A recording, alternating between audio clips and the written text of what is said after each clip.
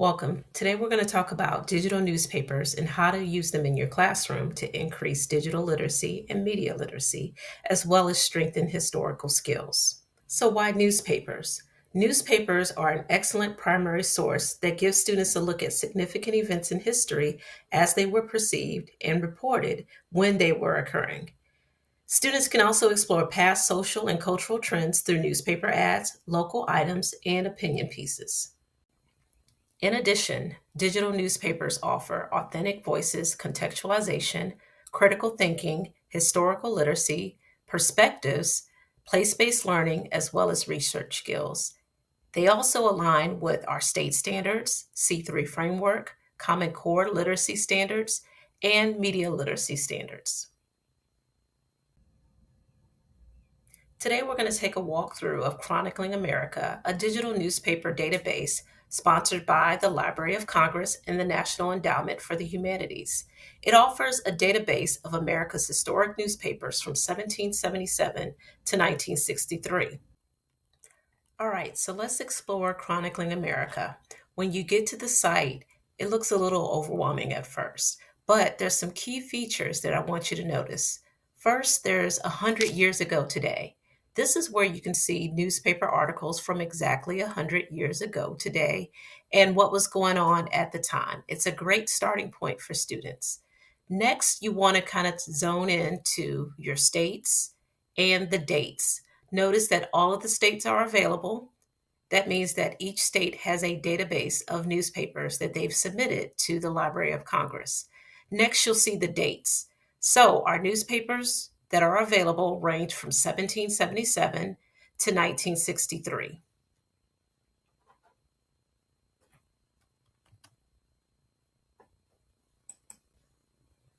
All right, so let's pick a topic that most people are familiar with, which might be the March on Washington of 1963. We're going to type in the search bar, March on Washington. We're going to type in the years or customize the years to 1963.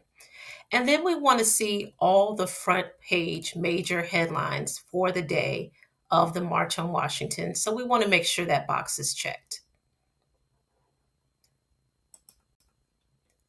We're going to select the first one that popped up, which is from Jackson, Mississippi. You notice the headline. You can zone in on the dates.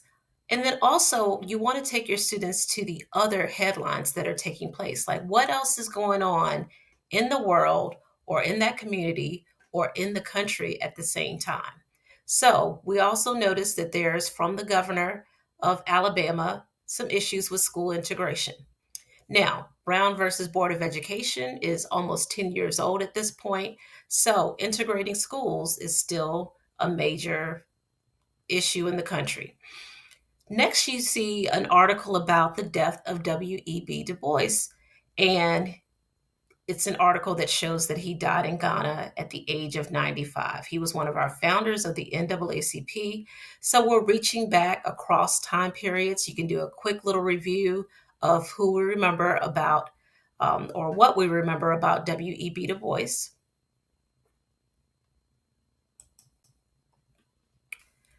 When we click on another newspaper, the Evening Star from Washington, D.C., we see some major issues that are going on with a railroad strike that might have an impact on the March on Washington. So there's an article that says marchers ask train priority in rail strike.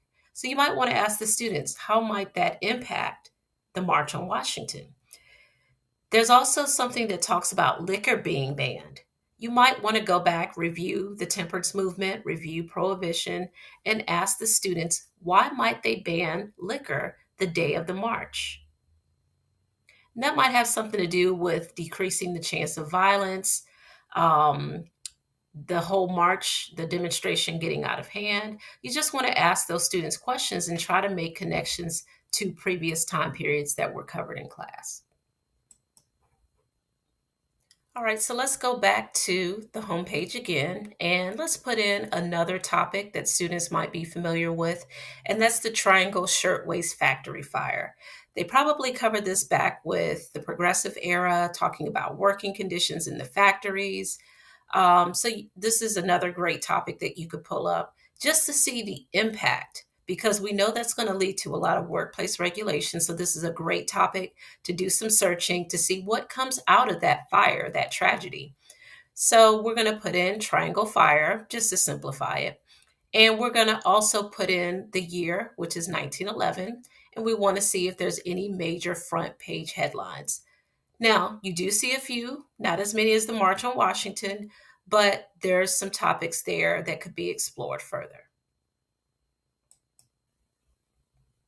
And here's one more just to take a look at the end of World War II, 1945. We're going to simplify that or narrow that down to the correct year, and the bombing of Nagasaki. So we're just going to type in Nagasaki, show front page headlines, and you see some major headlines because this bombing signified the end of World War II. So, new city wiped out, second atom, war's near end, troops evacuating. There's all kinds of headlines signifying the end of World War II. So that would be a great topic for students to explore to see how people felt right when that event occurred.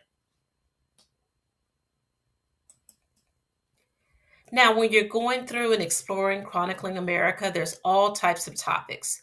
You can look at broad topics, you can look at eras, you can look at themes from the day. So, this research guide gathers together a collection of topical guides that tell various stories of America through the newspaper. So, this would be our continuity and change over time. And you could look at the changing role of women and explore newspapers related to women's rights, women's suffrage, or a variety of topics. So these are some great starting points for research. Now, how can you use this in the classroom? So Canva offers newspaper templates. You could send your students to search a topic, or they could choose a topic of their own, and you could have them create their own newspaper with advertisements. So Canva is a great tool for students to create a product using their newspaper templates, and students can do their own exploring and reporting. Another way that can kind of keep everyone together is this doesn't have to be a long, drawn out project. This is something that you could do in your classroom, the first 15 minutes of class, a quick formative, or at the end of class, and take a topic and explore. So, one that I did with my students was a quick formative on how America responded to the jungle. So, at the beginning of class, we spent time reading about the jungle. We defined the impact of muckrakers. We explored this political cartoon with Theodore Roosevelt and the meat scandal. And then the kids were all excited about this topic. They were a little grossed out after reading excerpts of the jungle. So I wanted to keep that momentum going. So I wanted students to see exactly how America responded. We knew what our response was reading it in class, but how did Americans respond at the time that this was occurring? So on the Chronicling America website, I asked them to search for Upton Sinclair and then add on the jungle and take a screenshot of a headline that shows a response to the book. Each student had to choose a different headline. So we actually did this on a shared Google slide where every student searched, cropped, and pasted a newspaper headline that they had to explain. So this was something that we did at the end of class with about 20 minutes left after going over muckrakers in the jungle and everything else for the day.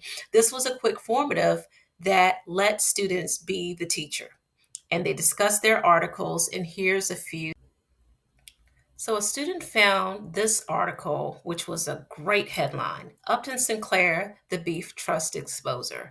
So when we take a look and kind of zoom in and crop this article, it does a great job of summarizing why we do what we do with historical skills and historical research. And like I said, a student found this one, and it really tied in exactly what we do in class and some things that we had read in the class. So here's the article, just the first paragraph. It says, books have often made crises. They have created and precipitated public sentiment. They have called the nation to action. Among such may be mentioned Thomas Paine's Common Sense, which paved the way for the Declaration of Independence. Harriet Beecher Stowe's Uncle Tom's Cabin, which spurred on the anti slavery struggle, and Upton Sinclair's The Jungle, which has forced the government action against the Beef Trust. This was a great conclusion, summary of just tying in everything that we do in class as far as historical research goes. So I thought this was a great way to conclude just basically why it is important to get these kids to explore these digital newspapers. They give them a glimpse of the past. They can use historical context. They can use continuity and change across time periods and really get them to be historical investigators. Another headline that a student found was Upton Sinclair suggests remedy for slaughterhouse horrors. And here's a quote from a student. It said, Sinclair proposes that meatpacking facilities run like hospitals would be the solution to the current conditions. So then we talked about, what did a factory look like inside 100 years ago versus the sterile environment that we see in meat factories and food factories today. So this is going to lead to the Pure Food and Drug Act, the Meat Inspection Act, and all of those progressive era reforms that were put into place as a result of muckrakers such as Upton Sinclair exposing what was going on in our factories, in our cities, and in our workplace. Thank you for your time, and I hope that you get a chance to explore Chronicling America. There's also databases provided for each state. For Virginia, we have Virginia Chronicles. They also partner with Chronicling America. If you're a resident of Virginia or any state, you can search your state's library database to see if there's any historical newspapers there as well. Thank you.